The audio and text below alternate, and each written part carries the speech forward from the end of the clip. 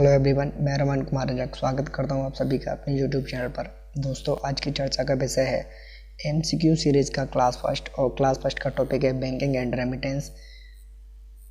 एक महत्वपूर्ण सूचना ये है कि जो भी लोग व्हाट्सएप पर हमसे जुड़े थे वो कुछ परेशानियों की वजह से वो वहाँ पर मैसेज नहीं कर सकते हैं, और वो अब टेलीग्राम चैनल जो कि इंसाइड इंस्टीट्यूशन के नाम से है, या पर्सनली मैसेज कर सकते हैं टेलीग्राम पर इस वाले नंबर पर। और अगर कोई फेसबुक पर है तो फेसबुक पेज या फेसबुक ग्रुप जो कि इंसाइड इंस्टीट्यूशन के नाम से ही है, वहाँ पर हम लोगों से कांटेक्ट कर सकते हैं। और कांटेक्ट के लिए अगर वो ऑथेंटिसिटी को चेक करना चाहते हैं तो दोनों ही जगह पर, टेलीग्राम और फेसबुक पर, ये जो यूट्यूब वाला लोगो है वो वहाँ पर लगाया हुआ है डीपी के रूप में। वहाँ पर जाके ऑथेंटिसिटी को चेक कर सकते हैं और कोई भी समस्या या कोई भी प्रश्न या कोई भी क्वेरी के लिए वहाँ पर हमसे कांटेक्ट कर सकते हैं। तो आज का पहला प्रश्न है, fee for issue of duplicate passbook.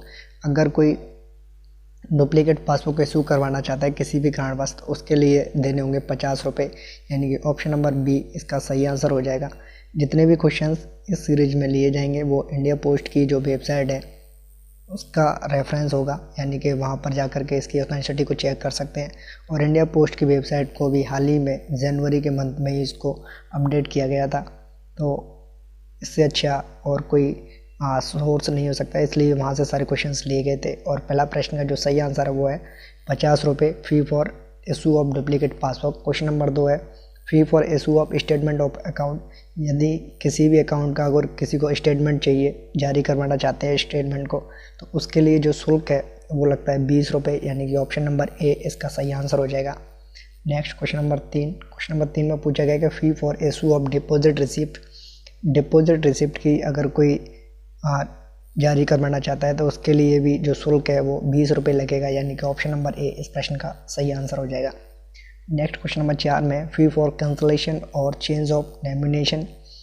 अगर कोई जो नॉमिनेशन है, अकाउंट फॉर्म भरते हैं अकाउंट ओपनिंग के टाइम पर, AOF का फॉर्म भरा जाता है, अगर उस टाइम पर जिसने नॉमिनेशन करवाया था या तो वो उसको चेंज करवाना चाहते हैं या कैंसिल करवाना चाहते हैं, तो उसके लिए जो शुल्क देना होता है वो देना होता है 50 रुपये, यानी कि ऑप्शन नंबर बी इसका सही आंसर हो जाएगा। Next question number 5, fee for transfer of account. यानी कि अगर कोई एक अकाउंट को एक पोस्ट ऑफिस से दूसरे पोस्ट ऑफिस में ट्रांसफ़र करवाना चाहता है तो उसके लिए कितने चार्जेस देने होंगे, तो उसके लिए जो चार्जेस हैं वो लगते हैं 100 रुपये, यानी कि ऑप्शन नंबर सी हो जाएगा इस प्रश्न का सही answer. Next question number 5। Next question number 6, fee for pledging of account. Pledging of account के लिए अगर शुल्क जो निर्धारित किया गया है वो किया गया है 100 रुपये, यानी कि ऑप्शन नंबर सी इसका सही आंसर हो जाएगा। Fee for pledging of an account is 100 रुपये।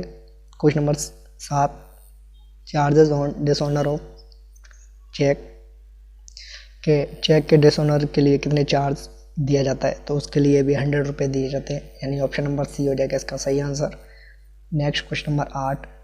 क्वेश्चन नंबर 8 में पूछा गया कि minimum amount required for opening post office saving account. अगर कोई व्यक्ति POS पोस्ट ऑफिस का जो सेविंग अकाउंट है उसको ओपन करवाना चाहता है तो कम से कम कितने रुपए की राशि उसको देनी होगी, तो उसके लिए देने होते हैं 500 रुपये, यानी कि ऑप्शन नंबर सी हो जाएगा इसका सही आंसर। नेक्स्ट क्वेश्चन नंबर 9 में पूछा गया कि maximum number of persons allowed in post office saving account joint A और B।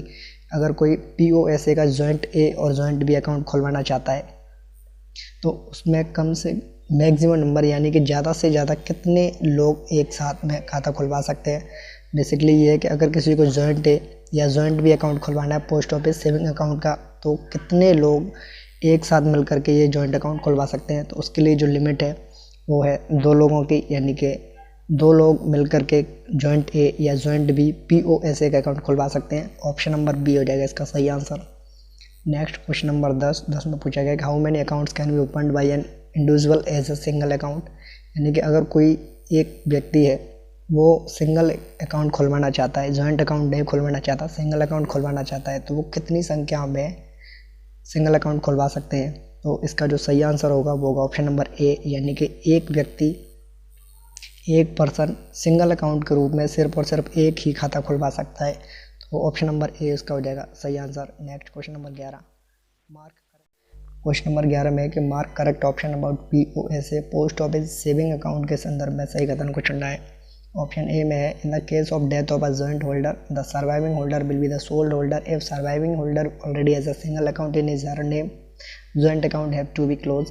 बेसिकली बताया गया है कि अगर कोई जॉइंट अकाउंट है वो ए और बी नाम के दो व्यक्तियों के नाम से है, अगर कोई जॉइंट अकाउंट दो व्यक्तियों के नाम से है और एक का नाम ए है और एक का नाम बी है, अगर किसी भी कारण बस ए व्यक्ति की या जो ए नाम का व्यक्ति है उसकी डेथ हो जाती है तो जॉइंट अकाउंट है वो बी नाम के व्यक्ति के नाम से ही चलेगा। अगर बी नाम का जो व्यक्ति है, अगर बी नाम का अगर कोई व्यक्ति है उसने ऑलरेडी पोस्ट ऑफिस में एक सिंगल अकाउंट खुलवा रखा है, सिंगल अकाउंट से मीन्स कि उनका एक एकल खाता है जिस वो जॉइंट अकाउंट नहीं है, एकल खाता खुलवा रखा है, तो जो जॉइंट अकाउंट था जो कि ए और बी दोनों का था उसको खाते को बंद करवाना ही होगा। ऑप्शन नंबर ए बिल्कुल ठीक है।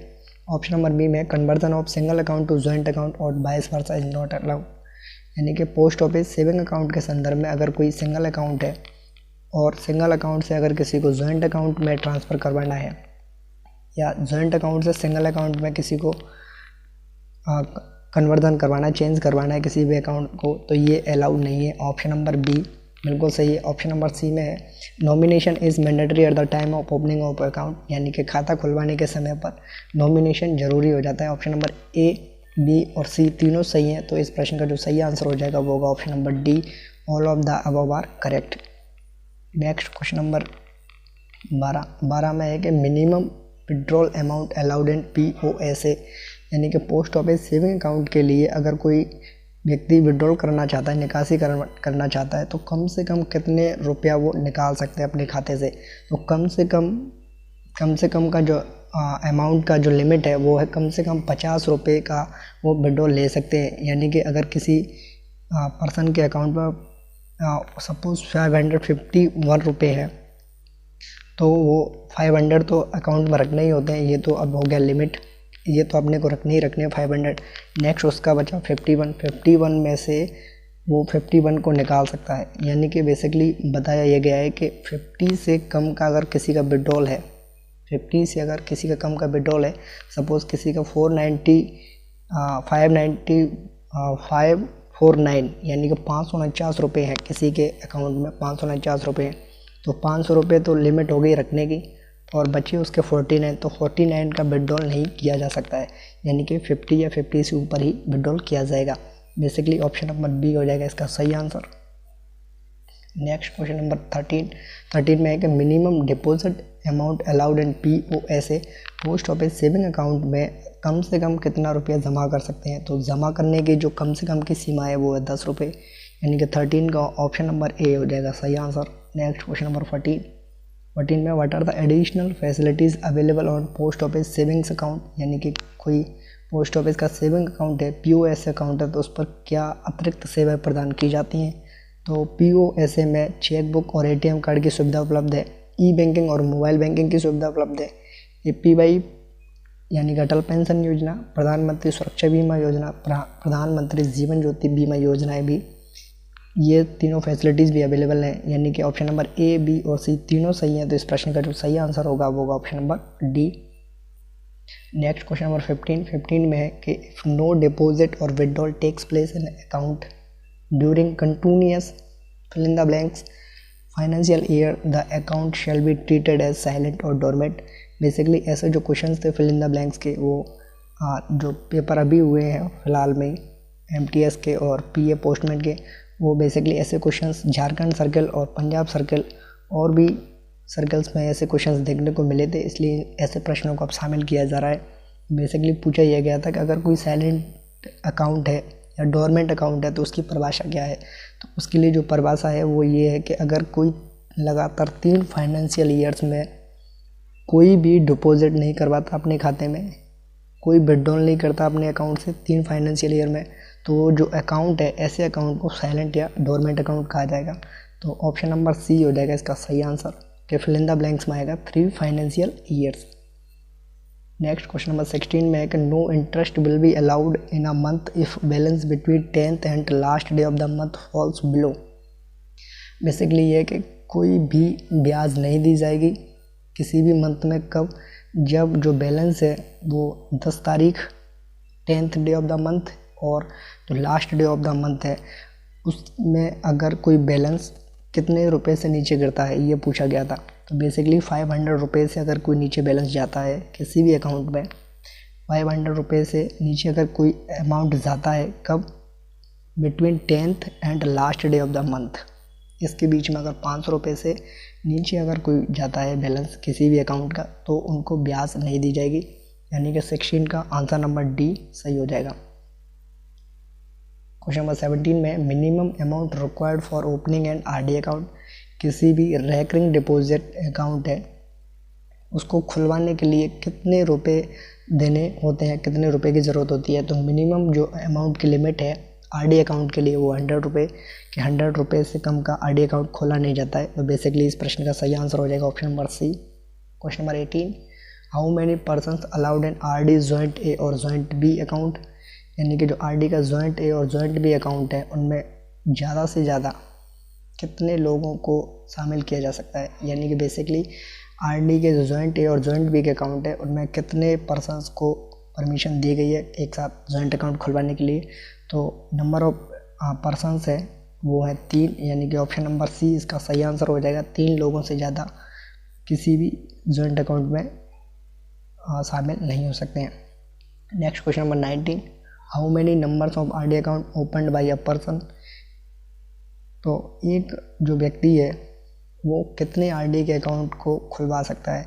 तो एक व्यक्ति कितने भी यानी कि नो लिमिट, यानी एनी नंबर, कितनी भी संख्या में आरडी अकाउंट को ओपन करवा सकता है।